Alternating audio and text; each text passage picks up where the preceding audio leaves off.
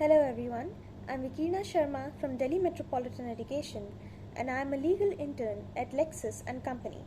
My topic for today's video is LGBT community and the struggle for equality. LGBT is an acronym or initialism for lesbian, gay, bisexual and transgender. It is used to refer to the community which is non-heterosexual or non-cisgender or both. This term is also extended to LGBTQ to include the queer or questioning individuals who do not know their sexual or gender identity, or are still discovering it, or are okay with not knowing. The intersex as well as the Hijra community are also accommodated in this extension. The term LGBT is a medium through which the LGBT community can be fairly represented. Throughout history, civil movements of the LGBT have demanded equal rights for the lesbians, gays, transgender folk, and the bisexuals. They seek the abolishment of laws that infringe upon the rights of the non-heterosexuals or transsexuals, and also seek to abolish the discrimination against the LGBT community faced in various walks of life like employment, housing, healthcare, education, etc. The Indian community is neither very accepting nor very open regarding the LGBT community and their rights compared to some of the countries in which these communities have been well represented. Even though in India there is Hijra culture and in Indian mythology it is hinted upon the commonness of people like the LGBT.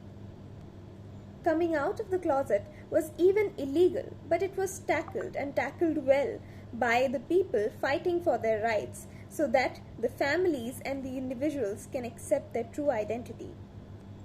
On September 6, 2018, the infamous section of 377 IPC was declared unconstitutional after years of movements seeking its abolishment. Section 377 of the Indian Penal Code stated that whoever voluntarily has carnal intercourse against the order of nature with any man, woman or animal shall be punished with imprisonment of life or imprisonment of either description, which may extend to 10 years and shall also be liable to fine. This means that any sexual intercourse which is not considered natural is criminalized even if it is between two consenting adults. This law was introduced in 1860 by the British and it stayed as our law without any amendment even after the British left and even after they abolished sodomy laws in the UK itself. In 2016, a writ petition seeking the abolishment of Section 377 was filed by Navtesh Singh Johar, an award-winning Bharatanatyam dancer, along with several well-known personalities like Chef Ritu Dalmia, businesswoman Aisha Kapoor, journalist Sunil Mehra, hoteliers Aman Nath and Keshav Suri.